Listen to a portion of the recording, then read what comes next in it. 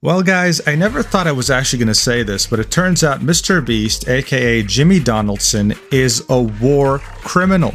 He has so casually inflicted psychological torture on an ex-employee that he literally breaks down crying while trying to recount details. Forget about Ava Kris Tyson, this is not even related anymore. This is about Jimmy as a person and how terrible he is. Because Ava truly was the tip of the iceberg. One of the highest ranking members of MrBeast YouTube LLC for a long time was a known criminal on the sex offender registry.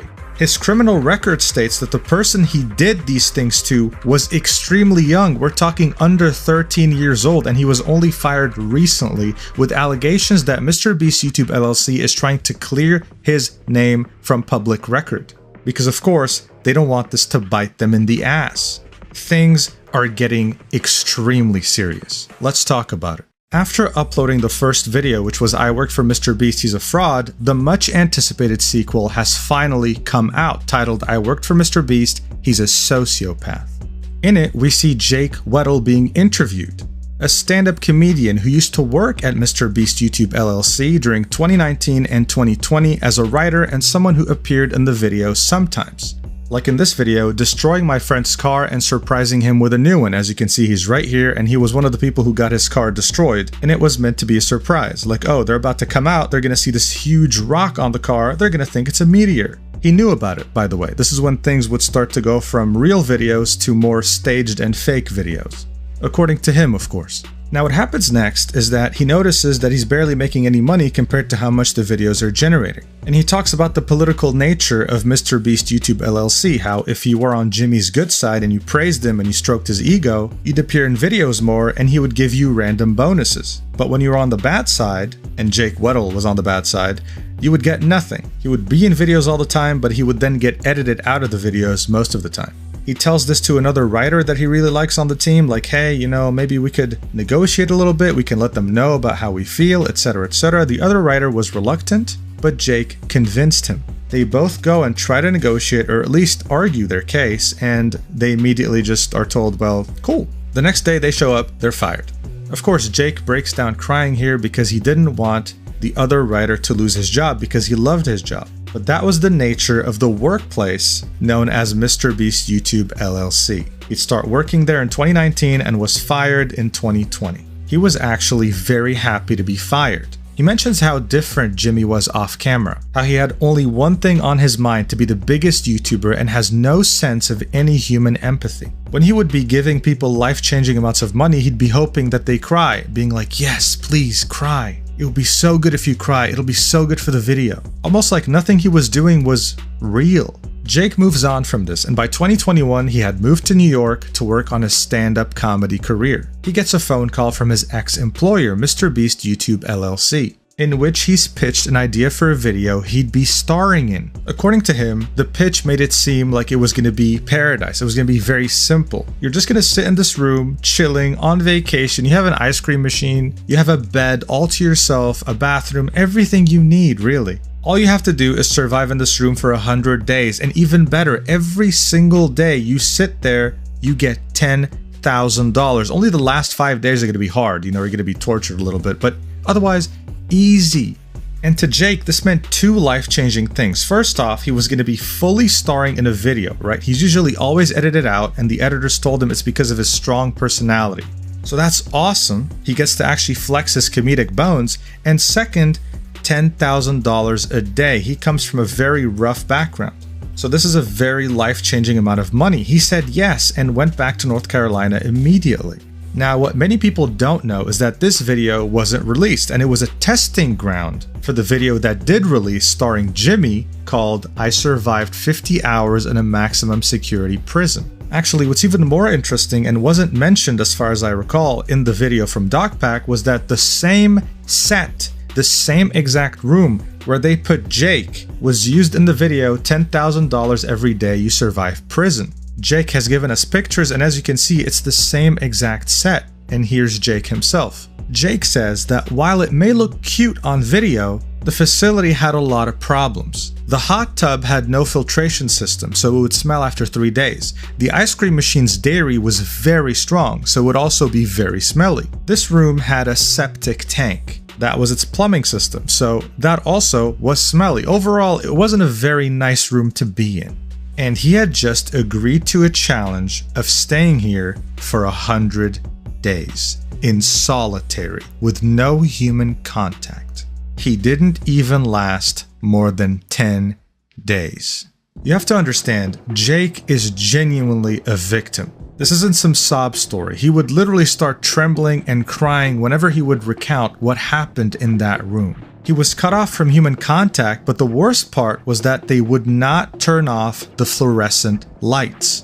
And he had no source of sunlight, no windows. He could not sleep. He still suffers of insomnia today. And the symptoms started during this challenge. Imagine being in a room, right? A smelly ass, small, stupid room, and you have no sense of time passing. You have no idea how long it's been, the sunlight, the moon, nothing, zero. This is what solitary is. It's meant to be torture. He wouldn't be able to fall asleep, and he was expected to do daily challenges almost. Because guess what? The cameras were rolling 24/7. He had to be entertaining. He had to make jokes. He had to look at the camera and say things. You'd know what I'm talking about if you watched the MrBeast video before. He of course complained about this, right? It's hard not to complain when you can't sleep. It's one of the worst things on the planet, and staff wouldn't budge. He'd get visited by editors sometimes and they'd joke around saying, wow man, you know, everything okay? This footage looks horrid. It seems like you're going through a really rough time. Yeah, no shit. The guy can't sleep. He was able to briefly speak to one of his friends on set, telling him about the fact that they can't turn off the lights, and his friend jokingly said, well buddy, that's a war crime. We can't even do this to terrorists. That's sleep deprivation. And the worst part is, he's right. So at this point, Jake's already thinking, you know what, screw the money, I cannot do this for 30 days, let alone for 10, I need to get out immediately. Then Jimmy shows up, asks, hey, why is he sleeping? And staff says, oh yeah, he's having a hard time sleeping. And Jimmy says, well, wake him up.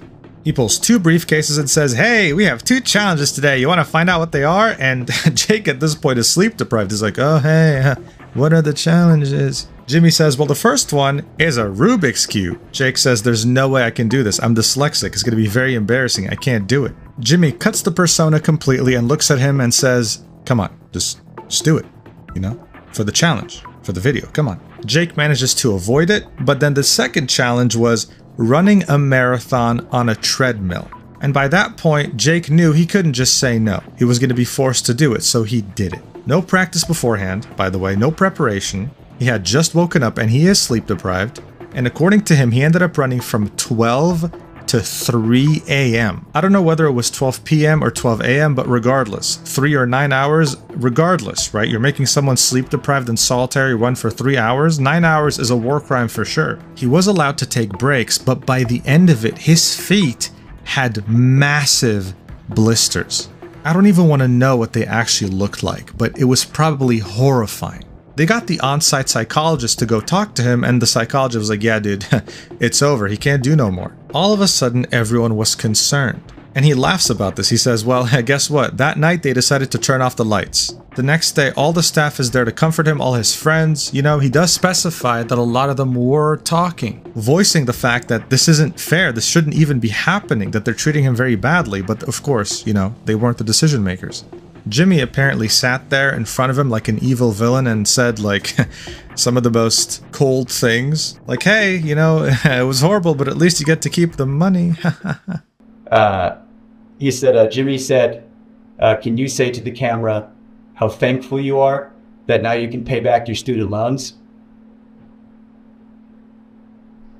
You know how hard it was to do a take of that? And pretend to make it genuine?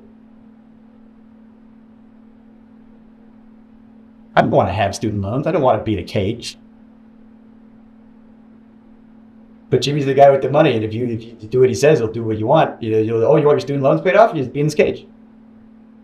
He got out of there and ended up having to pay $44,000 in taxes. So in reality, he got $56,000. Some people in the comments of Dogpack's video argued that his symptoms showed that he has PTSD from this. Maybe. All I know is that he couldn't stop crying thinking about it, and that to me is enough. This is literal psychological torture mixed in with war crimes. Jimmy has a lot to answer for. And now, other than Ava Kris Tyson being an absolute disgusting weirdo, we now know that someone who used to work there as a high-ranking manager was on the sex offender registry. The dude even appeared in videos and for some reason, right? some reason, chose to put on a mask. I wonder why he's trying to hide his identity. His charge is from the state of Delaware. The victim's age is from 1 to 11 years old. That is ridiculously young. And his charge is 4th-degree sexual intercourse. Victim less than 18 years old. The excuse of, oh, I didn't know, doesn't pass now, Jimmy. This is ridiculous. By the way, you know how MrBeast has this philanthropic project called Team Seas where he clears oceans and seas and beaches of trash?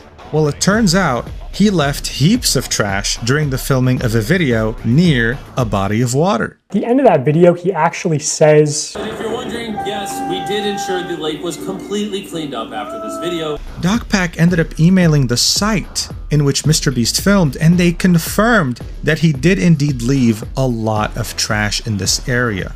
Interesting. The video ends with Jake crying, but this time thanking Dogpack profusely for finally letting him talk about this. Something that he's been hiding inside of him for years. Not just out of fear of repercussion from MrBeast and his company, but also because he doesn't want his friends to lose their jobs. This isn't just some other controversy anymore. People's lives are at stake here. The Beast games right now that are going on with Amazon already are threatening people's very existence. And Jake showed us that this isn't the first time Jimmy has done this. We need answers and we need changes now because this is unacceptable. Anyway, thank you for watching. It's 7 a.m. right now. I'm about to upload this video. I'll see you in the next one. I think I need a vacation. I love you so much. Mwah.